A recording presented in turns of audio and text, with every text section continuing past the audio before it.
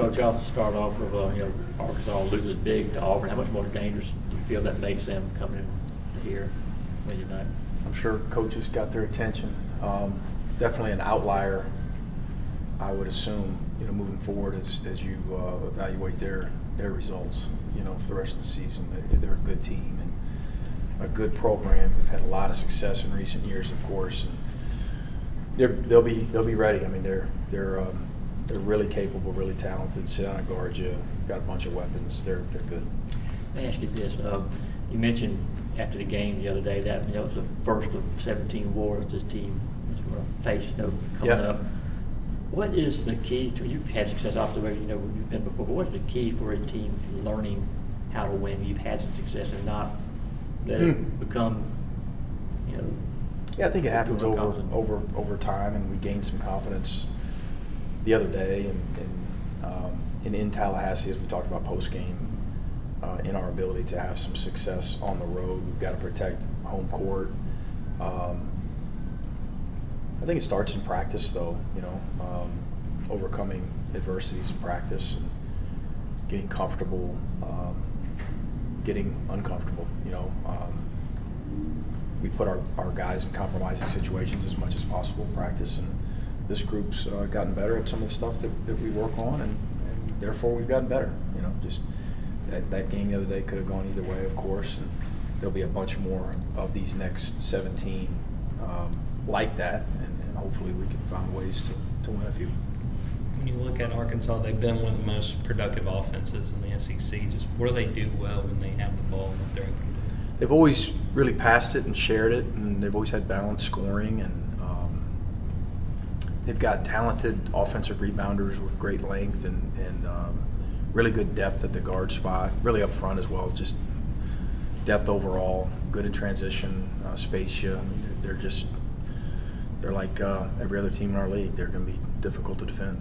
Arkansas really struggled to shoot the ball in that loss to Auburn. How do you make sure that continues and trying to stop them and get ahead of the curve? We'll do the best we can in preparation, of course, and we'll be ready to play with a lot of energy and intensity. And in our crowd, hopefully, will be great and give us added strength there. Our game is funny where sometimes you just miss shots. They're better than that.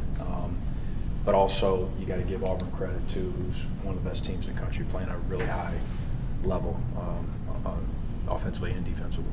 When you look at the game Russell had, do you feel like he was sort of building up to that and what he was able to do against Missouri? He's had some good practices, but he's had a bunch of them too early in the fall. It was one of those, we thought we'd see that, and we're glad it happened when it did. I thought our guys did a good job of getting it to him in the spots where he can be successful and at the right times. And he's done a better job of getting deeper post position. That was as confident as he's played all year. Ask real quick, how important is Russ's play kind of to your operation, right? Oh, it's huge. Yeah. Yeah, to have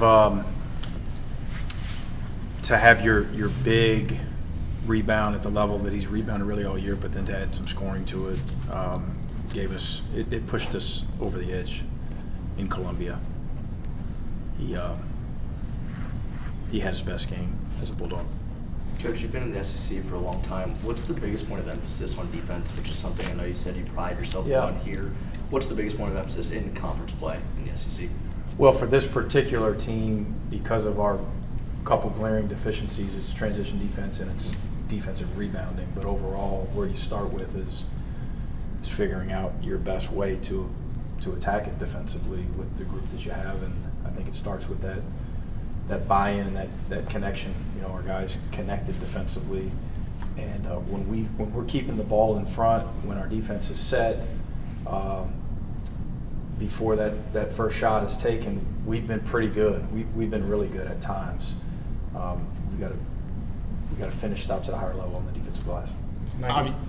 Obviously, going on the road in this league and winning makes a statement. But what kind of opportunity is there this week, welcoming in two of the top teams in this league?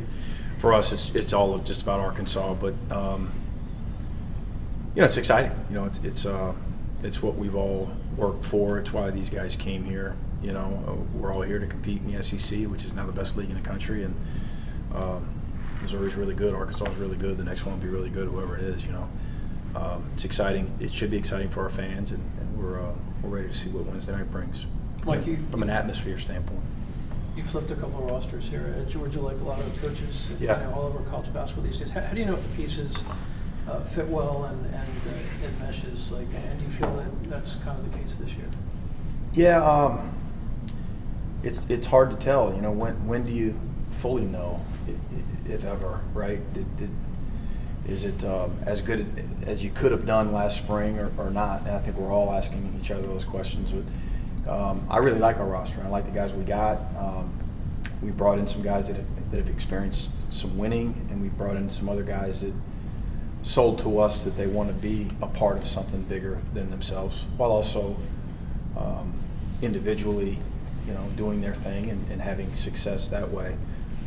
But we're all in today's climate, you know, in college basketball. It's the portal is it's a factor for sure. We're playing another team here in a couple of days who's always done a really good job in the portal, and they've got really good transfers as well. It's just part of it. When we had talked to Russ after the game the other night, he talked about the preparation before that and the practice. He felt like really helped the team get ready. What had you just seen from this team practicing when they were coming to that Missouri game? You know, he may have been referring to, because I thought our prep for Missouri was good. I didn't think it was just over the top as compared to other preps. But I do. We got to work, though, at a different level and in a different way when we got back from the break on the 26th, 27th, somewhere in there. We did some two-a-days, and we made things difficult, and our guys embraced it and excelled.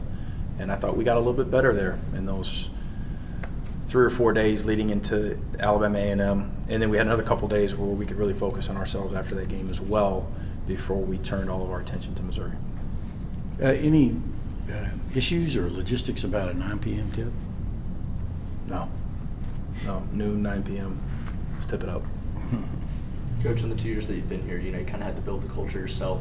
How have former players Kenny Gaines and Charles Mann helped do that on the staff? Oh, they're great. They're, you know, whether they played here or played anywhere else or did play, they're good at what they do. They're good people. They're good teammates. They bring good levels of positive energy to practice, you know, on a daily basis and in meetings and all of it. They're good. And then how does that affect Blue and Silas's development specifically as freshman guards? You know, I guess being able to point at those guys in terms of being good, really good college basketball players and having played here and having had success here, and the way that those guys value this place certainly brings a lot of positivity to our ability to recruit young guards like that and to be able to communicate with Silas, Blue. Our assistant coaches spend the most time, though, with them in their development.